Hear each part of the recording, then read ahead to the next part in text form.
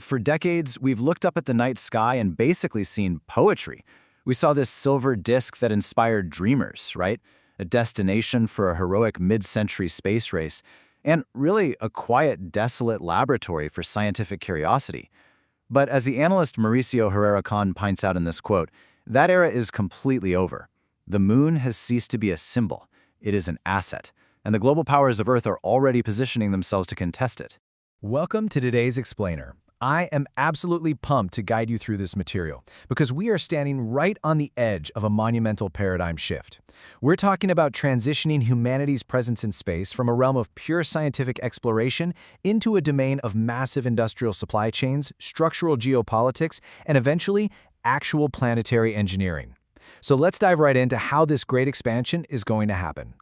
Here's our flight path for the Explainer today. First, the new lunar geopolitics. 2. Parallel systems of power. 3. Building space supply chains. 4. The 3 stages of expansion. 5. The Mars terraforming timeline. And finally, 6. Power, ethics, and survival. All right, Section 1. The new lunar geopolitics. The moon as a platform. Look, going back to the moon isn't about planting flags anymore. It's about structural positioning.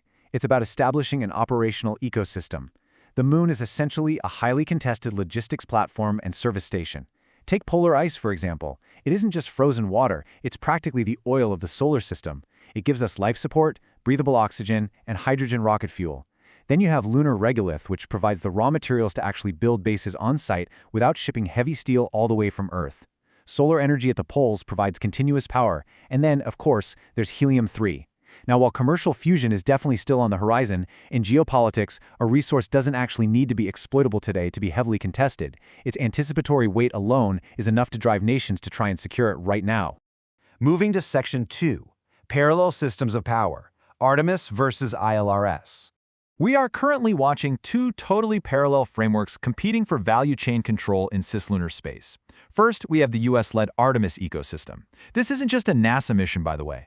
It's this expanding diplomatic network of over 67 nations, and it's integrating public agencies with massive private contractors to establish open standards and interoperability. Now, the alternative to that is the International Lunar Research Station, or ILRS, driven by China and Russia. This is a multipolar, BRICS-aligned alternative that's targeting basic operations by around 2035. The key takeaway here is they aren't competing for a single mission, they are competing for autonomy, rules, and infrastructure. It's essentially 2 parallel systems, 2 standards, and 2 architectures. But how do these systems actually project power? Well, the 1967 Outer Space Treaty technically bans direct militarization and claiming territory. So the real power play is in dual-use capabilities. You don't need a missile base on the moon to wield power. Think about it. If you control the communications relays, the navigation sensors, the orbital platforms, and the refueling capabilities, you control the infrastructure, and whoever controls the infrastructure can deny an adversary access. The real power comes from above. Section 3. Building space supply chains. The path to autonomy. We are finally moving away from that old era of heroic, budget-breaking state launches, mostly because of plummeting launch costs and some really massive leaps in robotics. The ultimate goal we're heading toward is SRSI. That stands for a self-sufficient replicating space industry. Imagine mining lunar water for propellant and regolith for basic metals, so a robotic supply chain can eventually manufacture its own components. Once an industry in space can replicate its own assets without needing constant, hugely expensive imports from Earth, it can grow exponentially. It's literally the ultimate path to complete autonomy off-world. Section 4. The 3 stages of expansion. Bootstrapping the solar system. Research by Philip T. Metzger outlines a very tangible engineering blueprint for this expansion, and he breaks it down into 3 stages. Right now, we are largely in Stage 1, the amorphous stage. This is where individual missions happen. Tech advances a bit at a time, and we mostly just work to convince policymakers that this is actually feasible. Then we hit Stage 2. This is a multi-decade period where a coalition intentionally invests to bootstrap that self-sufficient robotic industry we just talked about. And Stage 3? Well, that's the perpetual stage. That's where the industry grows exponentially on its own. It pays back all those prior investments, and it allows us to truly utilize the inner solar system.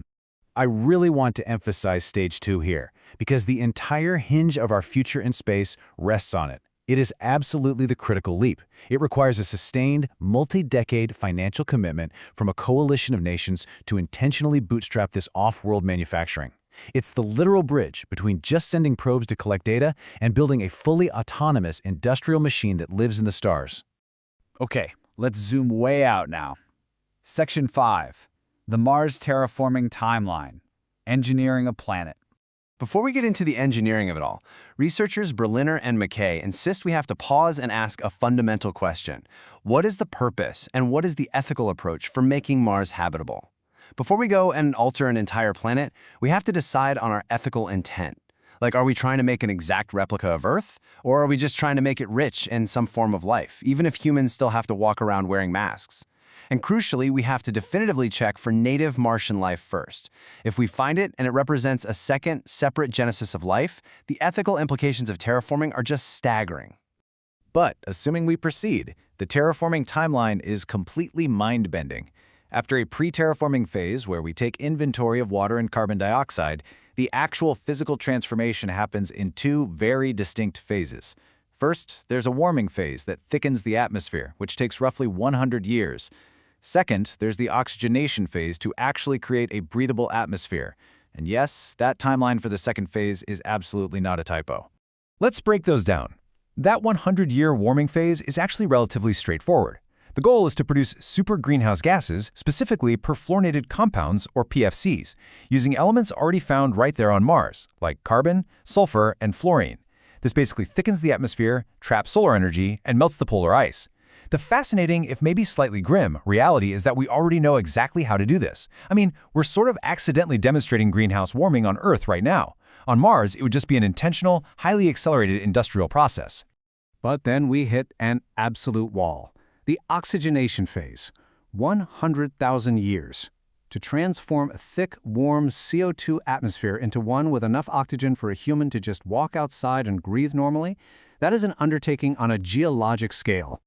So why does it take 100 millennia? Honestly, it comes down to the efficiency of oxygen production. If we're relying on biology, a global biosphere, averaging out the oceans, the deserts, the forests, it operates at an incredibly low efficiency. We're talking about 0.01% efficiency in converting sunlight and CO2 into biomass and oxygen. Even the absolute intrinsic limit of a single perfect leaf is only about 5%. So unless we experience an unimaginable breakthrough in synthetic biology, generating a breathable atmosphere on a planetary scale is literally a 100,000-year commitment. Which brings us to our final section, Section 6, Power, Ethics, and Survival, the Darwinian Test. As we've seen throughout this explainer, we really need to remember that space expansion isn't some utopian escape from Earth's politics. Not at all. It is a direct extension of our existing terrestrial competition. The exact same powers and asymmetries that dictate life down here on Earth will just be projected into orbit. Power in space won't depend on who formally owns a specific piece of lunar or Martian geography. It's entirely going to depend on who controls the supply chains, the dual-use technology, and those critical infrastructure nodes. The board changes color for sure, but the logic remains exactly the same. Which leaves us with this final, really profound thought to chew on. The first hominid who picked up a tool essentially initiated a history of both creation and domination. And now, that exact same species is building orbital stations, mining robots, and plotting out how to engineer entire planets. Our technology advances, but our ancient instincts and our appetites, they remain. So the ultimate question is this: will our wisdom actually catch up to our engineering? Are we truly ready to export ourselves, or have we simply outpaced our own ability to govern ourselves off-world? Take a moment to think about that, because as we push out into the dark, the Moon and Mars, they won't be a new beginning, they'll simply be the same system, just in a much larger setting. Thanks so much for joining me for this explainer. Keep asking those big questions, and I'll catch you next time.